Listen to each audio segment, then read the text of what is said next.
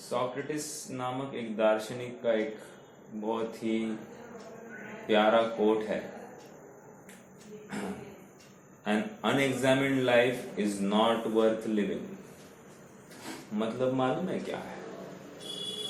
जो जिस जीवन में परीक्षा बुद्धि नहीं है, परीक्षण नहीं है, वो जीने योग्य ही नहीं है, अर्थात वो मरे समान ही समझ लेना।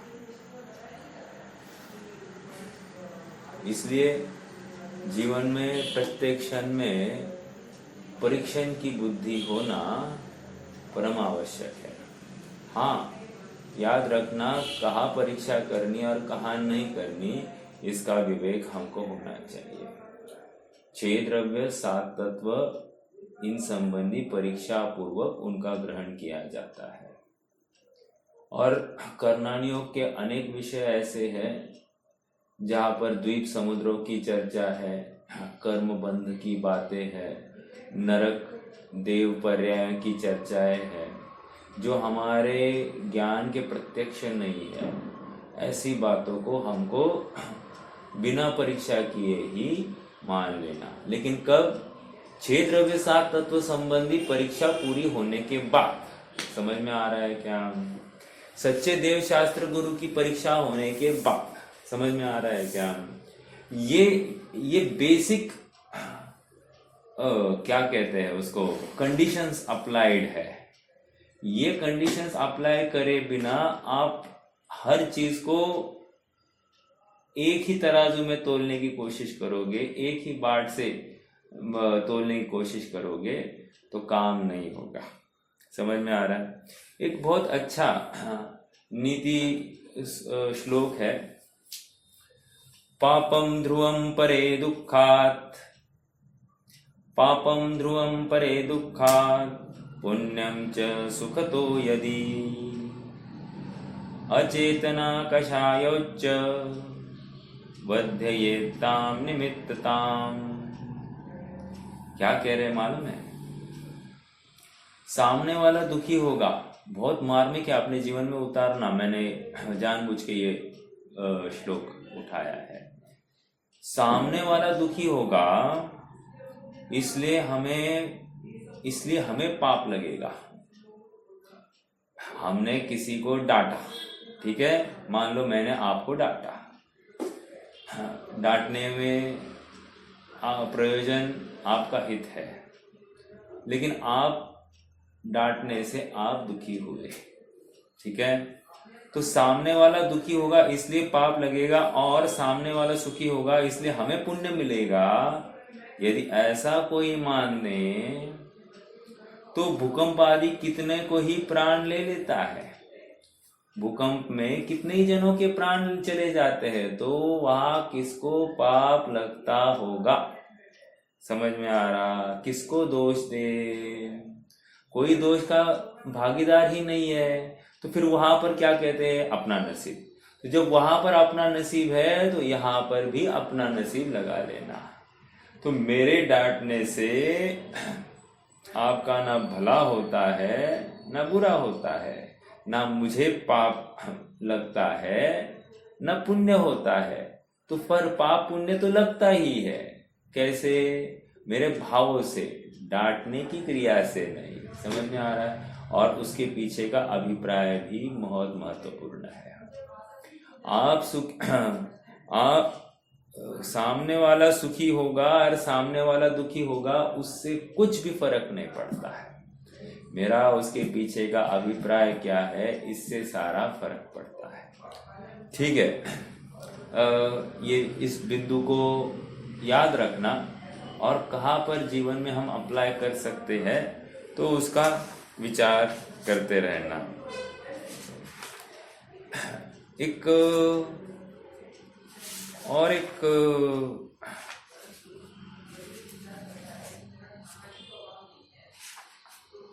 ठीक है, चलिए, मुझे मिल नहीं रहा है, नहीं तो मैं उसकी भी बात रखता।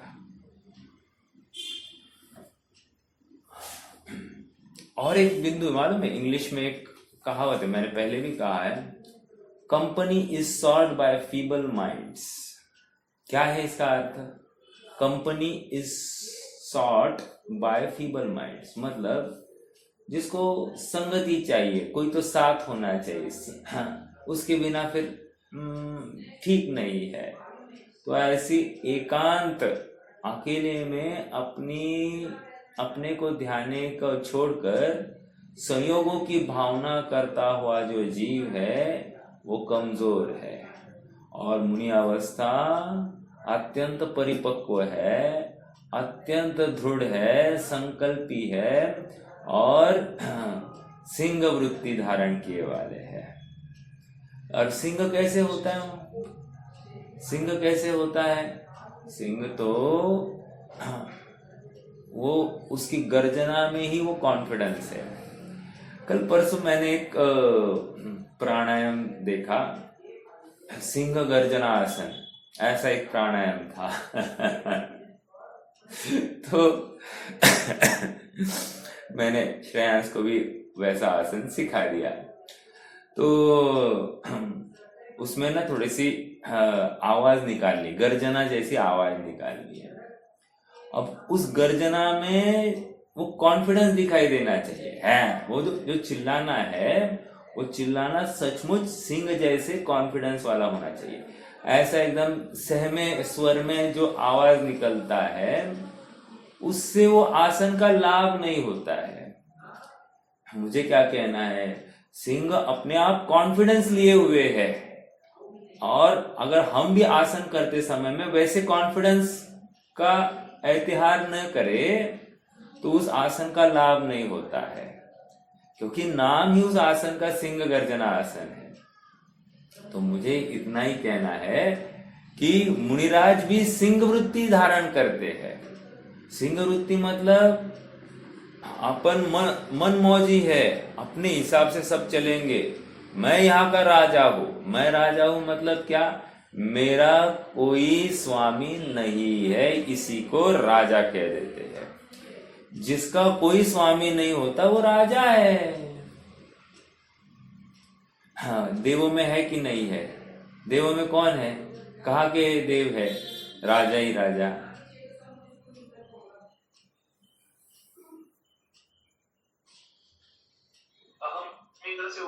हाँ, सभी अहम इंद्र है, 90 ग्रहवेग के। हाँ, 90 ग्रहवेग के ऊपर, यस, 90 ग्रहवेग पकड़ के सब वहां पर सब ब्रह्मचारी ही है, और जितने ब्रह्मचारी है सभी अहम इंद्र है। विचारणीय बिंदु। तो कोई किसी का स्वामी नहीं है, तो सभी इंद्र है, सभी राजा है, ऐसा ही है। एक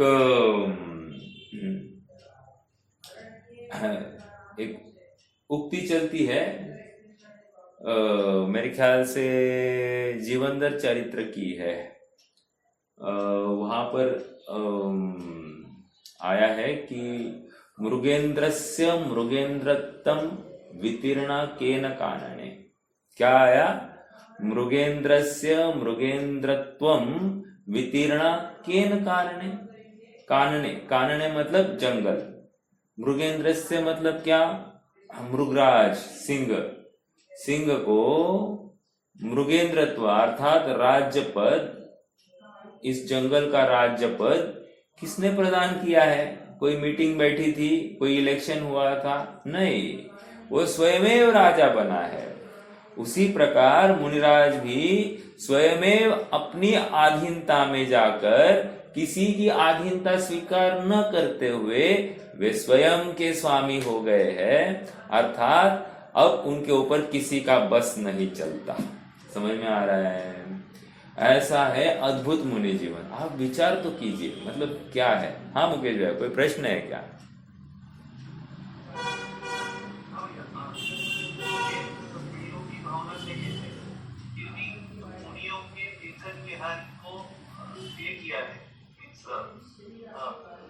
निषेध, निषेध माना है एकदम ये आदि मुनि का। हाँ, वो भी सब निषेध माना है। अच्छा, तो सब अपेक्षा से देखो, दो प्रकार के मुनि बताए गए हैं, एक स्थविर कल्पी और एक जिन कल्पी। स्थविर कल्पी वो है जिनका पुरुषार्थ इतना नहीं है कि अकेले में रहकर अपनी पूरी चर्या का पालन करे। और एक जिन कल्पी बताया है जो अकेले ही अपना यापन या विचरण करते हैं और अपने मोक्ष मार्ग को साधते हैं। इतना ही नहीं, जिन कल्पी मुनिराज तद्भव मोक्षगामी होते, उसी भव में मुक्ति को प्राप्त होते। एग्जाम्पल तीर्थंकर आदि, ठीक है, एग्जाम्पल में इजी एग्जाम्पल है। ऐसा बाकी तो अनेक हो सकते हैं जिनका बहुत पुरुषार्थ है, अकेले में ही वे विचरण करके अपना मोक्ष मार्ग साध सकते हैं। तो एकल बिहारी का निषेध बताया गया है पंचम काल के मुनियों को। चौथे काल के मुनियों में वैसा निषेध नहीं। अब जैसे विदेह क्षेत्र में चौथा काल चल रहा है, या फिर अपना जो विजार्द पर्वत है, विजार्द पर्वत पर कौन सा काल चल रहा है? वैसे आप किसको मालूम है विजार्द पर्वत पर कौन सा काल चलता है? हाँ, चौथा काल है। समझ में आ रहा? अर्थात विजार्द पर्वत से भी मुक्ति को जाते हैं। हाँ, मतलब अभी अपना ये भरत क्षेत्र है ना, पूरा भरत खंड है। भरत खंड में जो विजार्द पर्वत की श्रेणियां है, हाँ, वहां चौथा काल चलता है हमेशा। और वहां से निरंतर मुक्ति को जाते हुए जीव पाए जाएंगे। चलो, मुझे क्या, विद्याधर ही वहां पर विराजते हैं विशेष रूप से। मुझे इतना कहना है कि जहां पर चौथा काल है वहां पर एकल बिहारी चल जाता है, लेकिन पंचम काल में एकल बिहारी का निषेध किया है। क्यों निषेध किया है?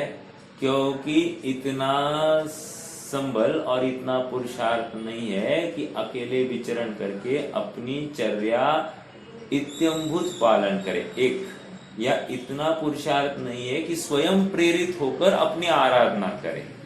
समझ में आ रहा है क्या? अक्सर ऐसा होता है कि अकेला चलने वाला अपने को कौन देख रहा है कह के शिथिल हो जाता है और भटक जाता है। तो पंचम काल में ऐसे अवसर अधिक है, इसलिए इसका निषेध है। लेकिन एकल बिहारी का ओवरऑल आप चौथे काल की अपेक्षा विचार करें तो निषेध नहीं है। इसलिए छह ढाला में भी आया है ना, मुनि साथ में वा एक विचरे। तो एक विचरे आया ना, तो एक एकल बिहारी की तरफ बात है, वो चौथे काल की अपेक्षा कर चर्चा है। पंचम काल में निषेध किया गया है। सेम लाइंस पर और एक बात आती है, जैसे तदाकार और अतदाकार। तदाकार स्थापना और अतदाकार स्थापना चौथे काल में चल जाती है, लेकिन पंचम काल में तदाकार स्थापना ही करनी, अर्थात जिन प्रतिमा की बात चल रही है तो तदाकार स्थापना ही वंदनीय है। अतदाकार स्थापना कदापि किसी भी हालत में वंदनीय नहीं। कारण इतना ही है कि वहां पर अन्य मत भी अतदाकार की स्थापना करके वहां पर पूजन करते हैं, और हम भी अतदाकार करें तो हमें और उनमें क्या फर्क रहा? तो अपनी मूर्ति जो है जिन प्रतिमा जिन सारखी, ऐसा कहकर हमको तो जैसे समोशरण में भगवान है वैसी उनकी प्रतिमा होनी चाहिए। इतनी सी बात है। तो एकल बिहारी का हो गया, उसके साथ और एक बिंदु मुझे याद आया तो मैंने बता दिया। ठीक है, अब 227 नंबर की गाथा की चर्चा चलनी है। प्रकरण 231 गाथा तक यही चलना है कि निषिद्ध परिग्रह क्या, अनिषिद्ध परिग्रह क्या, या फिर शुभ भाव को भी हे नहीं कहा गया है, ये सब बातें आएगी। ओके, लेकिन वो शुभ भाव भी कौन सा? जो शुद्धात्मा को ध्याता हो ऐसा शुभ भाव। विगत गाथा और उसकी टीका में यह समझाया गया है कि युक्त आहार विहारी साक्षात अनाहार विहारी ही है। अब एक कदम आगे चल रहे हैं। क्या कहा? युक्त आहार विहारी कह रहे हैं, उचित आहार लेते हुए पाए जा रहे हैं, लेकिन अनाहारी ही है। अब क्या लॉजिक होगा, कौन बताएगा? अनाहारी कहकर क्या कह रहे हैं? अनाहारी अविहारी कह रहे हैं। क्या अर्थ है? कोई बताएगा, कोई तर्क लगाएगा?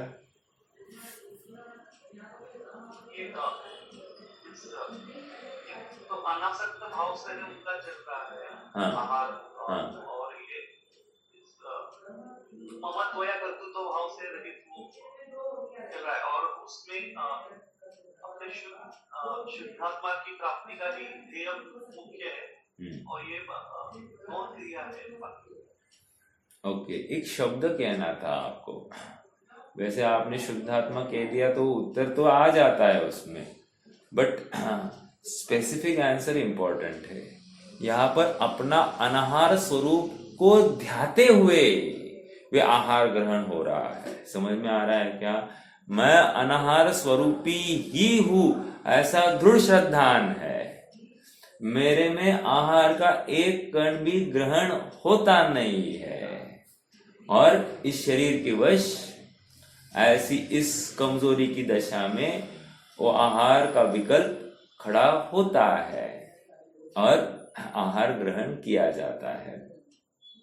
बट वो अनाहारी और अविहारी का अर्थ इतना ही है कि मेरा स्वरूप अंशन स्वभावी है, अनाहारी स्वभावी है, अविहारी स्वभावी है। तो इस अपेक्षा से वहां पर बात आ रही है। ठीक है, स्वरूप को ध्याते हुए वह आहार और विहार में आहार करते हुए भी अनाहारी और विहार करते हुए भी अविहारी, ऐसा लगाया जाएगा। और अब इस गाथा में उनके युक्ताहार विहारत्व को सिद्ध करते हैं। युक्त शब्द का अर्थ यहाँ पर विशेष खुल सकता है। देखते हैं, गाथा मूलतः इस प्रकार है। जस अणेसणं मप्पा मप्पा तं पितवो तप्पडिच्छगा समणा अन्नं भिक्कमणेसन् मदते समणा अनाहारा। फिर से, जस अनेसणमप्पा तं पितवो तप्पडिच्छगा समणा अन्नं भिक्कमणेसन् मदते समणा अनाहारा।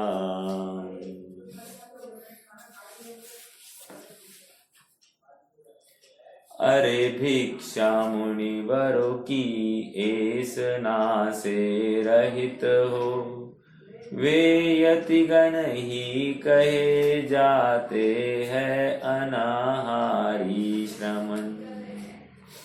अरे भिक्षा मुनिवरों की ऐसना से रहित हो, वे यतिगण ही कहे जाते हैं अनाहारी श्रमण।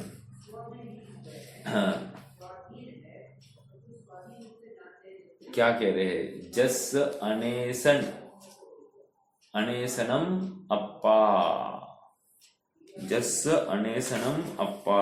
एक मिनट। जस मतलब क्या? जिस प्रकार, जिनके।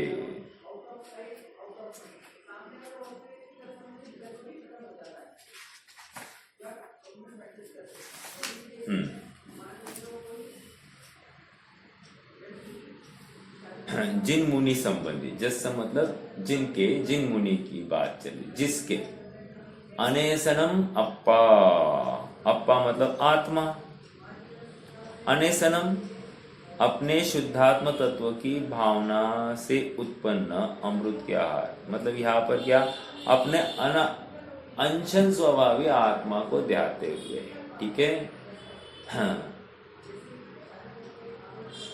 अनेसनम अप्पा तंपी, तंपी मतलब उनके निश्चय से। हवो, सॉरी, तवो, तवो मतलब वही, तवो मतलब वही, तप्पड़िच्छगा समना,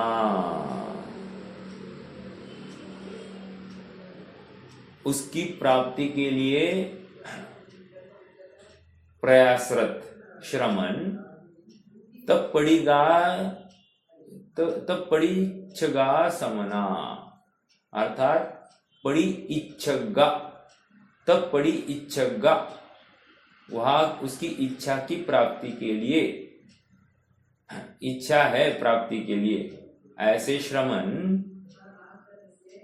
अन्नम भिक्खम,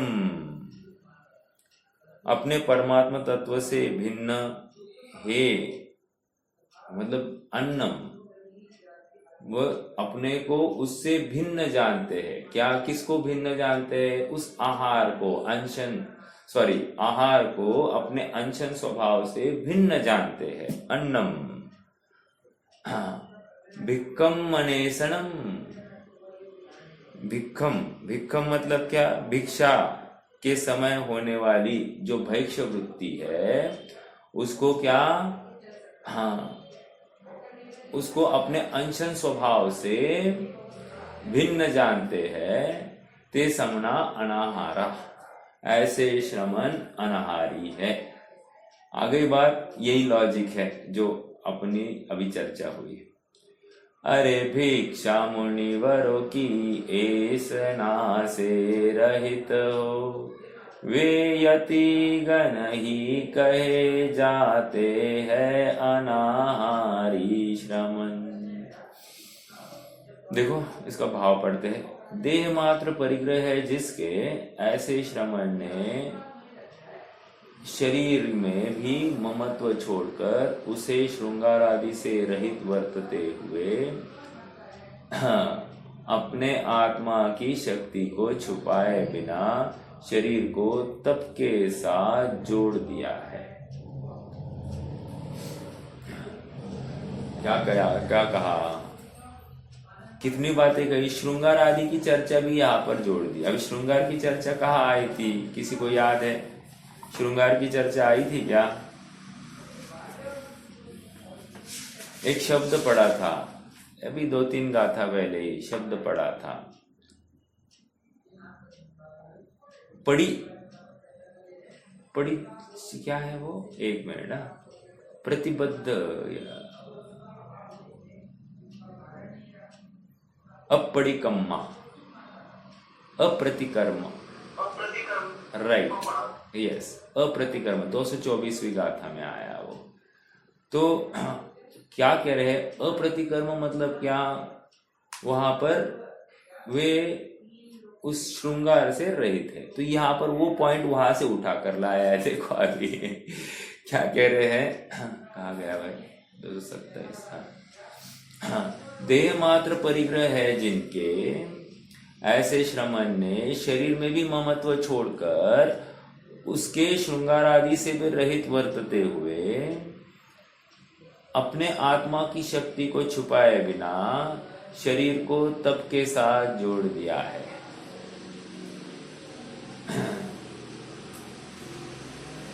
शरीर को अपनी आत्मा की शक्ति छुपाए बिना, ये पॉइंट क्या है? किसको अपनी शक्ति, पहले तो एक छड़ आला में बात आई थी, अपनी शक्ति विचार परिग्रह तोड़ो लाके, अपनी शक्ति के अनुसार ही परिग्रह रखना, तुम संभाल पाओ उतना ही। अब यहाँ पर क्या कह रहे हैं? अपनी शक्ति को छुपाए बिना शरीर को तप के साथ जोड़ दिया है। शक्ति को छुपाना मतलब क्या? कौन लगाएगा इसमें?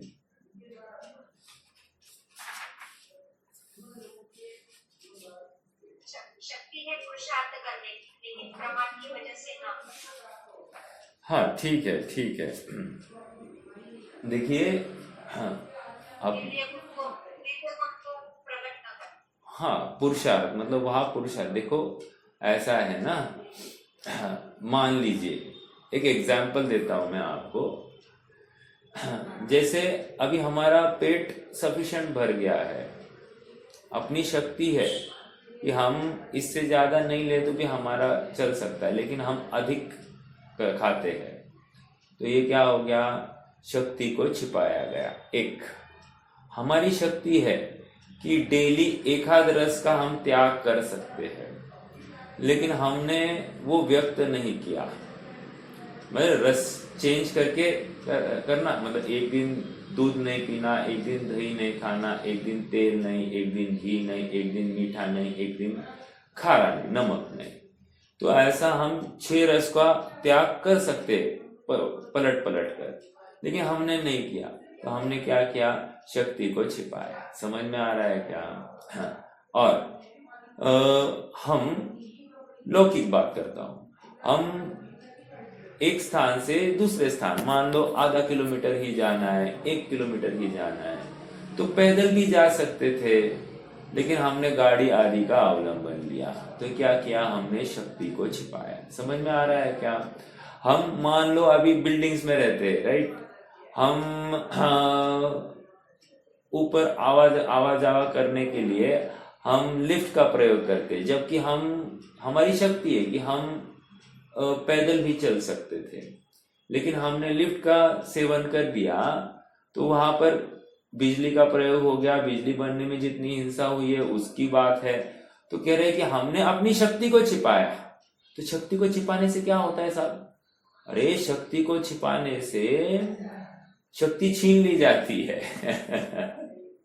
समझ में आ रहा है क्या?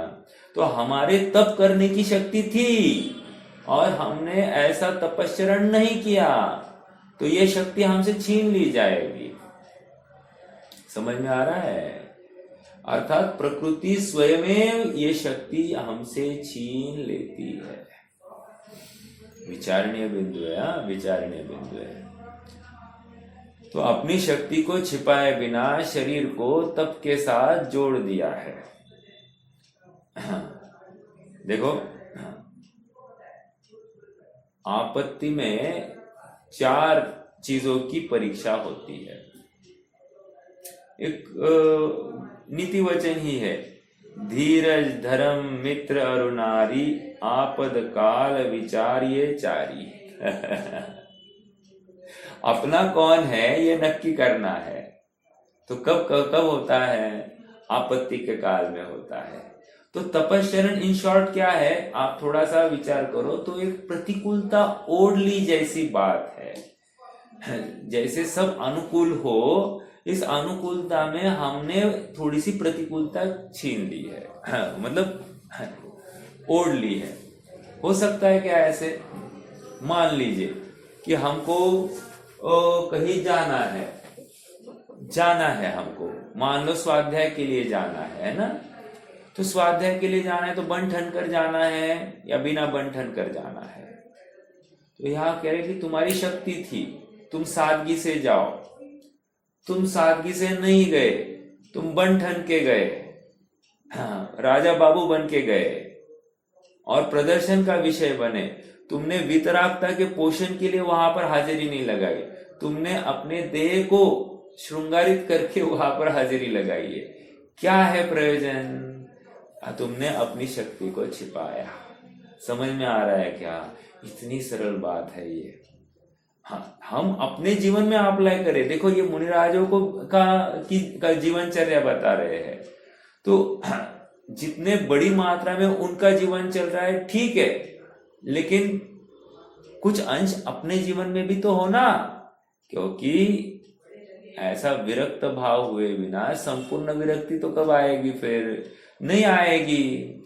अगर देखो, मेरा प्रश्न है, अपने पास 100 ड्रेस है, तो 100 ड्रेस की एक दिन में विरक्ति होगी, या हमने घटा घटा के 100 का 50 किया, 50 का 10 किया, 10 का 5 किया, 5 का 2 किया? तो 2 छोड़ने को ज्यादा सरल है या 100 छोड़ने को एक दिन में ज्यादा सरल है? क्या लगता है? राजमार्ग की बात कर रहा हूं। नहीं तो आप बोलोगे नहीं, वो तो अभिप्राय है, जिस दिन छूटना है तो फटाफट छूट जाएगा। अपन कोई चक्रवर्ती के बच्चे नहीं है जो फटाफट छोड़ सकते। अपने को अपनी हैसियत मालूम है, अपनी शक्ति भी मालूम है। लेकिन चरणानुयोग की शैली क्या है? चरणानुयोग की शैली क्या कहता है? भाई तू आज सौ के बिना तुम्हारा गुजारा नहीं हो रहा ना, एक काम करो ना, तुम महीने में ज्यादा से ज्यादा कितने पहनोगे? हाँ, 30 पहनोगे, राइट? महीना 30 दिन का है, चलो फंक्शन पकड़ के दिन में 2 बार चेंज करोगे तो भी तुम 60, राइट? 2 बार चेंज करोगे तो भी 60, तो 60 ड्रेस का तुम परिमाण कर दो। मतलब क्या किया? एक्स्ट्रा 40 से निवृत्त कराया, तो ये तपश्चरण हो गया, शक्ति को हमने व्यक्त किया। अब धीरे धीरे क्या हो गया कि हमको 60 का भी हम इस्तेमाल नहीं करें, हमको दिखाई दे रहा है कि अरे हम तो मात्र 30 दिन है तो 30 का ही प्रयोग करते, तो फिर हमने 30 का परिमाण कर दिया। फिर से हमने क्या किया? शक्ति को व्यक्त किया। ये ऐसे बढ़ाया जाता है। ओवरनाइट अगर करे तो बहुत आकुलता होती है, तो धीरे धीरे अगर करते हैं चरणानुयोग शैली से, हालांकि द्रव्यानुयोग कहता है ऐसा कोई संस्कार कुछ नहीं होता, जिस दिन निर्णय हो गया उस दिन सब छूट जाता है। ज्ञानम पच्चक्खानम, ज्ञान ही प्रत्याख्यान है। मतलब जैसे ज्ञान हुआ, कल भी कहा था ना, ज्ञानोपाद, ग्रहण, त्याग और उपेक्षा। ज्ञान का फल क्या कहा था? ग्रहण, त्याग और उपेक्षा। वैसे ही ज्ञान हो गया तो फटाफट सबका त्याग हो जाता है, बराबर है। बुद्धि में हो जाता है, बुद्धि मतलब मान्यता में तो हो जाता है, लेकिन अपनी चारित्र मोह जनित कषाय के होते हुए ये अभी भी वर्तता हुआ, अर्थात पर पदार्थों में प्रवृत्ति पाई जाती है। हे बुद्धि से क्यों ना हो, लेकिन पाई जाती है। जैसे आहार विहार आदि, मैंने तो कपड़ों का एक उदाहरण दिया। मुझे इतना ही कहना है कि हम घटाते जाते हैं ना, अपना परिमाण करते जाते हैं ना, इसमें क्या होता है मालूम है? इसमें यह निर्णय होने लगता है कि मैं इनके बिना भी जी सकता हूं, मेरा नग्न स्वभाव है, ये कपड़ा मेरा स्वरूप नहीं है, इससे मैं बड़ा नहीं, इससे मैं छोटा नहीं। समझ में आ रहा है क्या? ये एक बात हो गई। दूसरी बात, अब भोजन पर लगाइए, आहार पर लगाइए। आहार घटाते हुए ये प्रवृत्ति करेगा तो इसको अब विश्वास होगा, अरे मेरा तो इतने में ही काम चल जाता है, मेरा स्वास्थ्य ठीक बना रहता है, तो मुझे अधिक खाने की आवश्यकता नहीं है। 2 टाइम 3 टाइम 4 टाइम जो मैं धड़ाधड़ खाते रहता हूं, तो उसकी आवश्यकता नहीं है। तो कभी कभार वो एक ही टाइम खाएगा, कभी कुछ खाएगा। मतलब क्या है कि अपने को सीमित करता हुआ देखेगा। देखो और एक बात, मान लो 1 टाइम खाया या 2 ही टाइम खाया, दिन में 4-5 टाइम नहीं खाया, खाने में तो समय जाता है कि नहीं जाता है? तो खाने में समय जाता है, अब इसका समय बचने वाला है, अब ये बचाए हुए समय को कहाँ लगाता है? प्रश्न तो ये है। अगर बचाया हुआ समय स्वाध्याय में लगाया गया, तत्व चिंतन में लगाया गया, तो शाबाश। लेकिन मान लो मैं तो 2 ही टाइम खाता हूं, लेकिन 2 टाइम खाता हूं या 1 ही टाइम खाना है, और उसके पीछे फिर ये विषयों में, भोगों में लगा रहा है, फोन पर लगा हुआ है, यहां वहां सब उसका नेटवर्किंग चालू है, तो माय डियर फ्रेंड्स, हाँ, ये इसको तप नहीं कहा जा सकता। तुम आत्मा के लिए इन खान पान का त्याग कर रहे थे, अपने अनशन स्वभाव का निर्णय करने के लिए। अनशन स्वभाव छूट गया, मात्र वो मद या मान पोषण का कारण या शरीर को स्वस्थ रखने का प्रयोजन, इतना अगर तुम्हारे मान्यता में है तो तुम्हारा प्रयोजन गलत है। समझ में आ रहा है क्या? तो अपने तप में जो प्रवृत्ति है वो शक्ति को छुपाए बिना, मतलब क्या, एक तो तप में प्रवृत्ति करो चरणानुयोग अपेक्षा एक, और शक्ति को छुपाना नहीं मतलब तपस्चरण करते हुए तुम आत्म भावना को बाहर का चूकना नहीं, ये भी एक दूसरा अर्थ निकलता है। अर्थात अब तुम आत्म भावना करो, आत्मा की अति बलिष्ठ, ऐसी तुम्हें ध्यान की भावना उत्पन्न होनी चाहिए। अगर ये होती है तो फिर इसको यहाँ पर कह रहे हैं कि शक्ति को छुपाए बिना शरीर को तप के साथ जोड़ दिया है। ठीक है, आइए अमृतचंद्र स्वामी तत्वपदीपिका टीका में इस गाथा के भाव को इस प्रकार स्पष्ट करते हैं। क्या कह रहे हैं? श्रावण पर्याय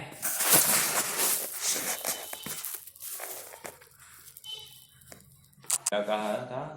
धीरज धर्म मित्र अरुणारी आपत काल विचारिये चारी। मतलब सच्चे हम धैर्यवान है, एक, हाँ सच्चे हम धर्मात्मा है, दो, हम सच्चे मित्र है, तीन,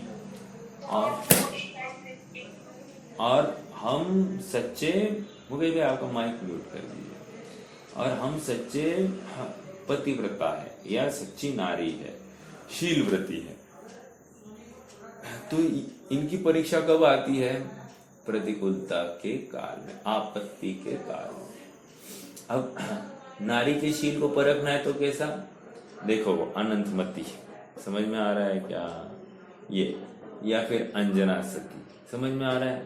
तो चंदनबाला, इनकी प्रतिकूलता में भी अनंगसरा, इनकी प्रतिकूलता में भी ये कैसे अपने शील की रक्षा करते हुए बने रहे हैं। ये होता है इनकी परीक्षा, राइट? अब अपनी परीक्षा कैसे करनी साहब? प्रतिकूलता खड़ी करनी।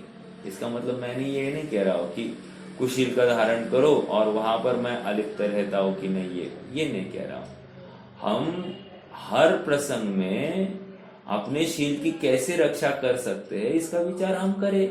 समझ में आ रहा है? ये नारी की अपेक्षा लगाया। दूसरा मित्र, मतलब मित्र, देखो गुड़ के इर्द गिर्द में बहुत मक्खियां भिन भिन आती है, तो हमारे पैसे को या हमारे पद प्रतिष्ठा को देखकर अनेक लोग अपने समीप आ जाते हैं, लेकिन वे स्वार्थ के सगे होंगे तो प्रतिकूलता आती है तो अपने आप अपने को छोड़ के चले जाते हैं। होता है कि नहीं ऐसा? कहने की बात, इनकी परीक्षा प्रतिकूलता के काल में, जो प्रतिकूलता में अपने साथ खड़ा रहे वही अपना समझना, राइट? तीसरी बात, अपना धैर्य। प्रतिकूलता में अपन कितने धैर्य रखते हैं, हम हौसला कितना है अपने में, हम कितने फास्ट गिव अप करते हैं। धीरज, अपना धैर्य, कब तक तुम इस आई हुई प्रतिकूलता को सामना करने के लिए तैयार हो, कब तक? ये धैर्य, राइट? और अपने धर्म, अपना धर्म मतलब शुद्धात्म भावना, शुद्धात्म रुचि। तुम शुद्धात्म, प्रतिकूलता में भी सर दर्द हो रहा है साहब, पीठ दर्द हो रहा है, दांत में दर्द है, समझ में आ रहा है?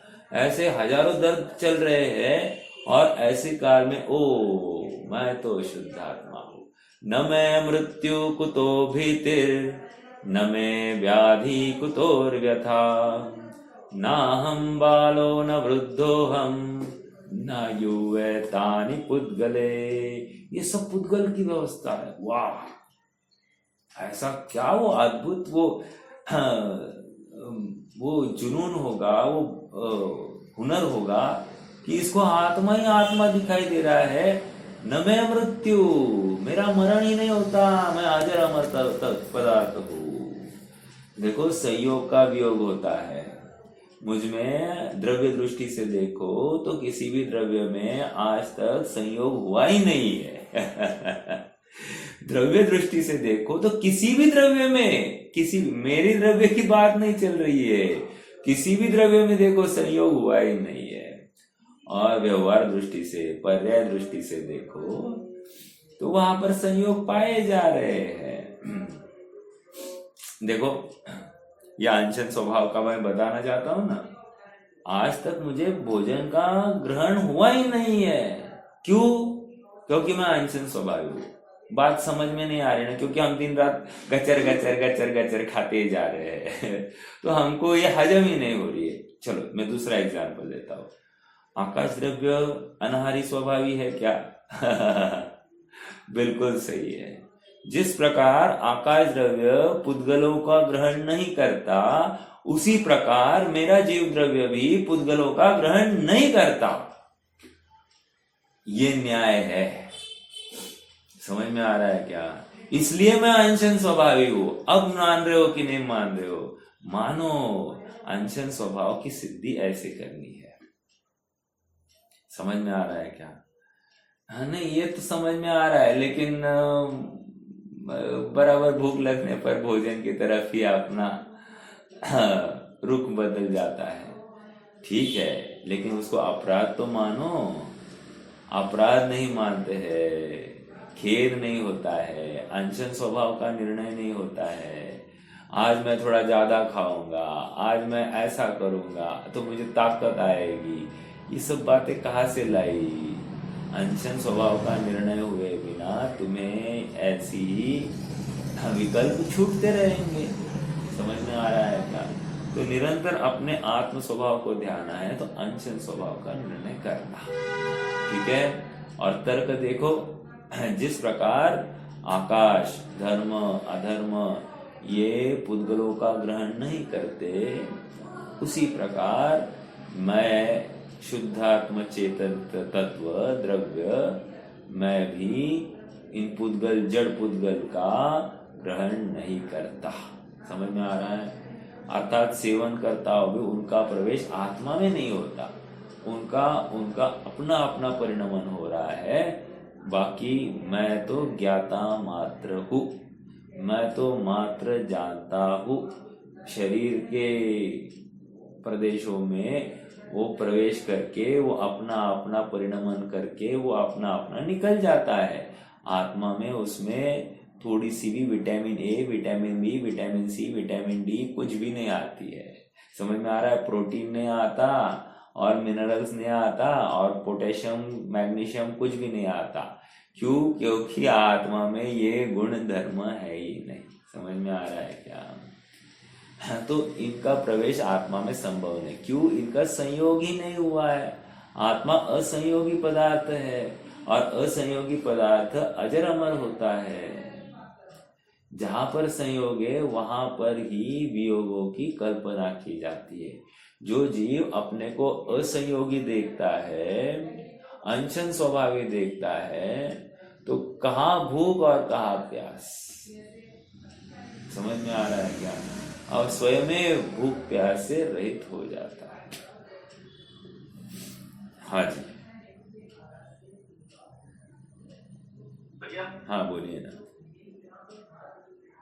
भैया। हाँ बोलिए बोलिए। ये मुझे राजों के लिए है कि मैं अनाथ के समूह आहार नहीं करते, यदि हम लोग भी ऐसा विचार करते रहे। हाँ, तो वो जो विशुद्धि बढ़ रही है, हाँ। उसका मापन कैसे करेंगे? क्या बढ़ रही है या सिर्फ आप बोलते ही जा रहे हैं? उसका मापन कैसे करेंगे? कैसे करेंगे उसको कि हम सही रखें? हाँ, गुड। देखो इसका इतना ही है। देखो मुनिराजों, पहला पॉइंट तो मैं ये क्लियर कर दूं, ये मुनिराजों के लिए चिंतन की बात नहीं। जो जो जीव मुमुक्षु है, जो जो सुखार्थी है, उसको यही चिंतन करना है।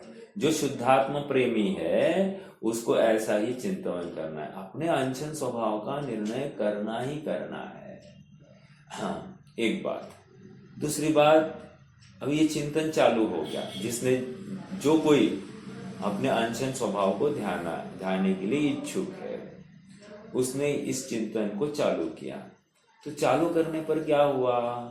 चालू करने पर ऐसा होता है, बहुलता से ऐसा होता है कि इसको कषाय होने लगती है कि मैं एक ही टाइम खाता हूँ। 10 साल हो गए 10 साल हो गए मैं 2 ही टाइम खा रहा हूँ। 15 साल हो गए मैं 2 ही टाइम खा रहा हूँ।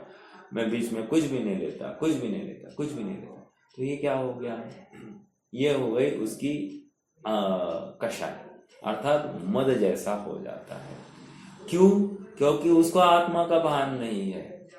अब जिसने अनशन स्वभाव का निर्णय किया है उसने अपने आहार को घटा दिया है, अर्थात जितना चाहिए उतना ही ग्रहण करता है, भूख से कम सेवन करता है, और भूख से कम सेवन करते हुए भी शुद्धात्म भावना भा रहा है, तो ऐसा जीव योग्य है।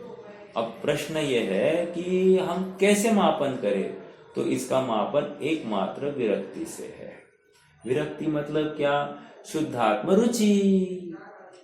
जो आहार आदि 5 इंद्रियों के विषयों में आसक्ति घटती गई, त्यो मेरी शुद्धात्म तत्व में प्रवृत्ति पाई जानी चाहिए, अर्थात उनसे विरक्ति और आत्मा में प्रवृत्ति, ये दोनों साइमल्टेनियस चलते हैं। और एक बात विचार करना, थोड़ा सा व्यापक करना है तो इसको मात्र आहार तक नहीं लेना, 5 इंद्रियों के विषयों का ग्रहण लेना, क्योंकि वो भी आहार है। समझ में आ रहा है क्या? देखो ना, हमारी इच्छा के अनुसार कोई कार्य नहीं हो तो हम दुखी होते कि नहीं? दुखी होने के बाद में हम हमारे जो शरीर में जो केमिकल सिक्रीशंस होते हैं वो गलत टाइप के होते हैं कि नहीं? बिल्कुल होते हैं। और हम प्रसन्न होते हैं उस समय में हमारे शरीर में जो केमिकल सिक्रीशंस होते हैं वो पॉजिटिव होते हैं कि नहीं? होते हैं।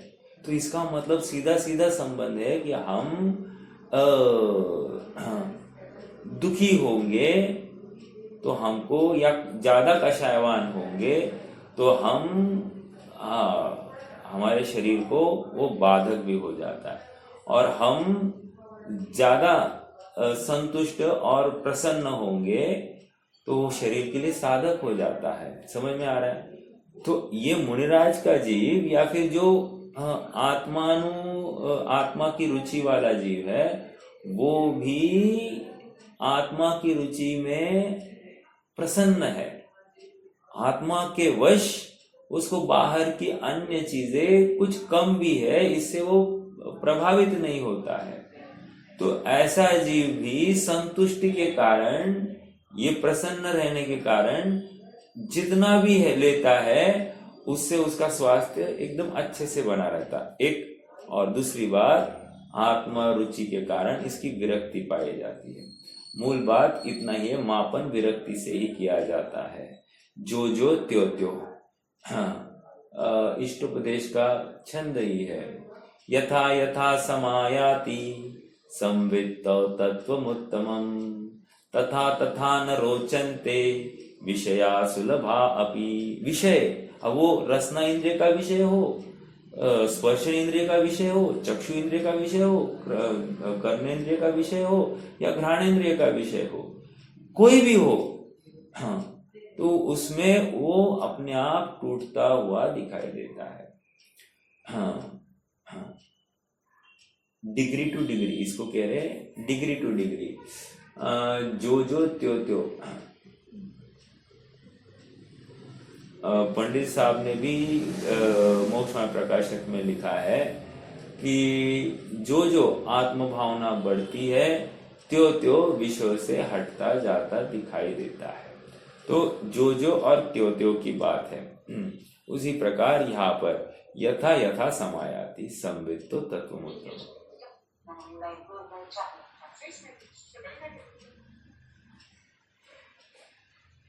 चलिए आगे बढ़ना है।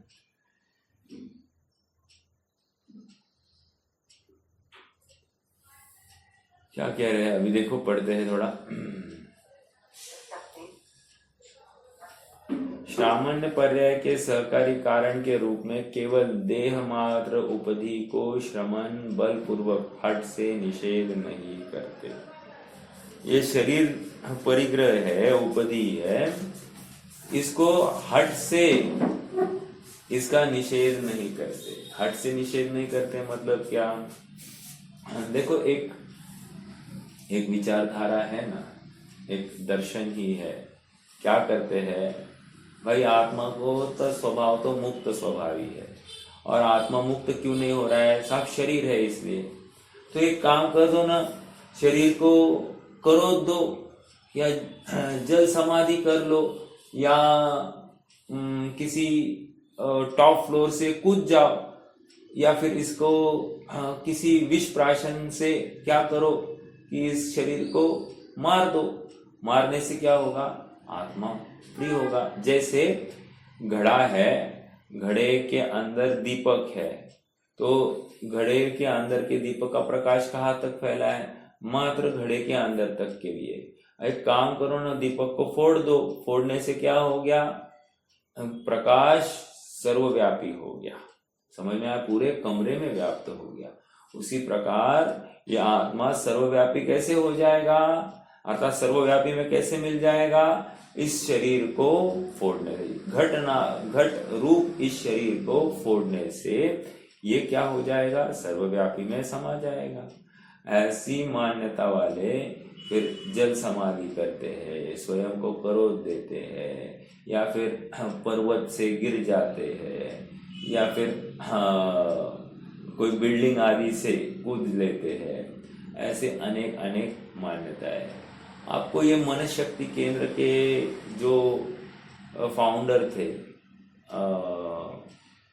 मेरे ख्याल से क्या नाम था उनका, ज्ञानानंद ऐसा कुछ नाम था, मैं अभी नाम स्मरण नहीं हो रहा है। मन शक्ति केंद्र किसी ने सुना है क्या? लोनावला में है, देखो उसका ये केंद्र ही है, और वहां पर स्मरण शक्ति कैसे बढ़ाई जाती है आदि आदि काफी वहां पर प्रयोग चलते हैं और अभ्यास भी कराते हैं। मेडिटेशन आदि की भी वहां पर practice. Swami Vigyanand, right right right right. मैं ज्ञानानंद ही बोल रहा हूँ, विज्ञानंद थे। ठीक है। तो उन्होंने क्या किया? उन्होंने पहले ही लिख दिया था कि मेरी आयु 75 ईयर्स है और मैं अमुक दिन अमुक समय में मैं मरने वाला हूँ। लेकिन जिस दिन मरना उन्होंने लिखा था नक्की है, तो उन्होंने किसी होटल में गए, होटल के किसी ऊपर की मंजिल से वे नीचे कूद गए और मरण को प्राप्त हो गए। अब ऐसा मरण करते हैं, इसको क्या कहेंगे? आत्महत्या कहेंगे कि क्या कहेंगे? विचारणीय बिंदु है। मतलब तो ये तो आत्महत्या में जाता है। जो अपना समाधि मरण है वहां पर भी आहार का त्याग होता है, देह के प्रति आसक्ति का त्याग होता है, बट वहां पर देह को इस प्रकार से छोड़ा नहीं जाता है कि जिसमें आत्मघात जैसी परिस्थितियां बनती हो। समझ में आ रहा है? तो आत्मघात अलग चीज है और समाधि अलग चीज है। ओके। क्या कह रहे हैं? देखो, सामान्य पर्याय की सहकारी कारण के रूप में केवल देह मात्र उपाधि को श्रमण बल पूर्वक हट से निषेध नहीं करता। पेज नंबर 99 पर है आप, है ना? तो गाथा 227 की चर्चा चल रही है। नहीं करता, इसलिए केवल देह वाले होने पर भी 224वीं गाथा में बताए गए परमेश्वर के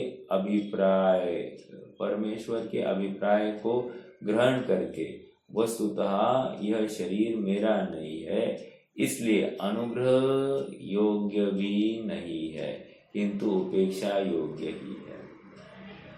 क्या कहा? 224वीं गाथा में क्या कहा था? पहले वो बोलिए। 224वीं गाथा में ये शरीर भी परिग्रह है, लेकिन निषिद्ध परिग्रह नहीं, अनिषिद्ध परिग्रह है। इसलिए इसके पोषण में जो आहार विहार आदि चर्या होगी उसका भी निषेध नहीं पाया जाएगा। समझ में आ रहा है क्या? तो ये बात वहां पर कही थी।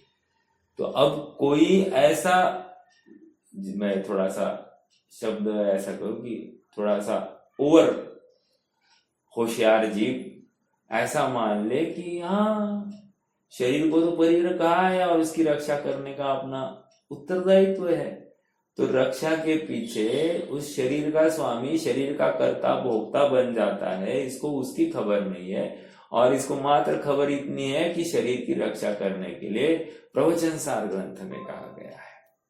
तो फिर ये क्या हो गई, ये छलावा हो गया, राइट। ऐसा 224वीं गाथा में बताए गए परमेश्वर के अभिप्राय को ग्रहण करके वस्तुतः यह शरीर मेरा नहीं है, इसलिए अनुग्रह करने योग्य भी नहीं है। अनुग्रह मतलब क्या, अपनत्व, अनु चौर से, ग्रह मतलब क्या, ग्रहण करना। तो ये शरीर ग्रहण करने योग्य नहीं है, किंतु उपेक्षा योग्य ही है। फिर करना क्या, उपेक्षा करना। उपेक्षा करना मतलब क्या, उसके प्रति द्वेष करना, नो। उपेक्षा का अर्थ यहाँ पर द्वेष नहीं है। समझ में आ रहा है क्या? हाँ, यहाँ वो आया ना, ग्रहण, त्याग और उपेक्षा। तो उपेक्षा मतलब हमने उसके प्रति द्वेष नहीं किया है, न राग भी किया है, तो ऐसी अवस्था को उपेक्षा कह रहे हैं। उस दिन प्रश्न था ना मुकेश भैया, तो राग भी नहीं, द्वेष भी नहीं, जो माध्यस्थ भाव है उसको उपेक्षा कह रहे हैं। देखो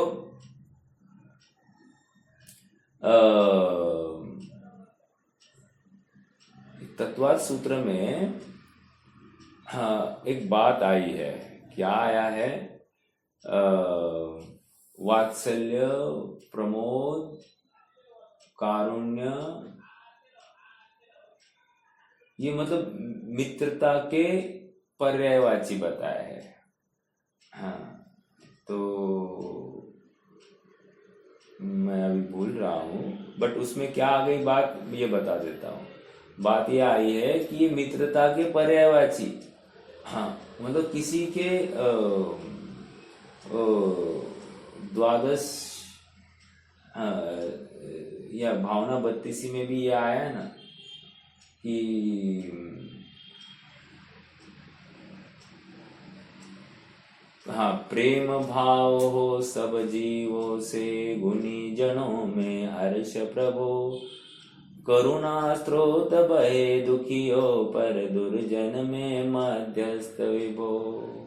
तो वहां पर ये सब एकार्थवाची, प्रेम भाव। हाँ, फिर क्या कहा, प्रेम भाव हो सब जीवों से, गुणी जनों में हर्ष प्रभो, हर्ष। हाँ, करुणा स्रोत बहे दुखियों पर, दुर्जन में मध्य, करुणा भाव और माध्यस्थ भाव, ये सब मित्रता के पर्यायवाची है। तत्वार्थ सूत्र का एक सूत्र है, कोई किसी को याद है क्या? श्रेयांश?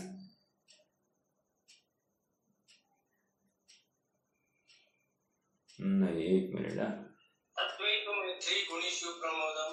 हा, ते तर झालं, तेच मी सांगितलं आता.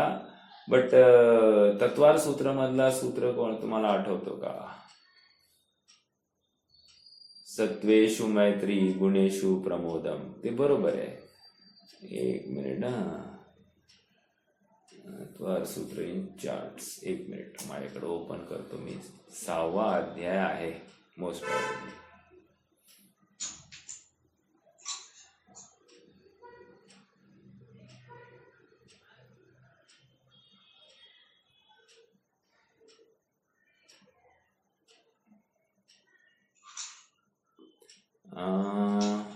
ठीक है, चलिए होमवर्क के रूप में ले लीजिएगा.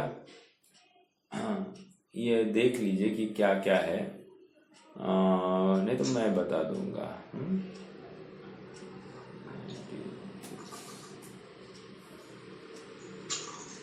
6वां या 7वां अध्याय में है.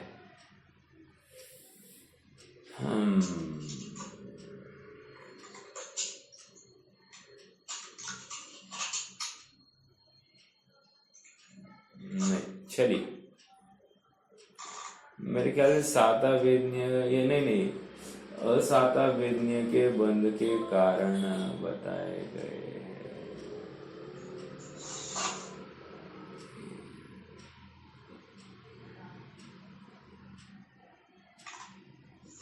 अगर बंद होगा तो 8वां अध्याय हो जाएगा, है कि नहीं? चलो मैं बता दूंगा आपको। आज के लिए रुक जाते हैं। कोई प्रश्न है तो रख सकते हैं, नहीं तो जिनवाणी स्तुति करेंगे।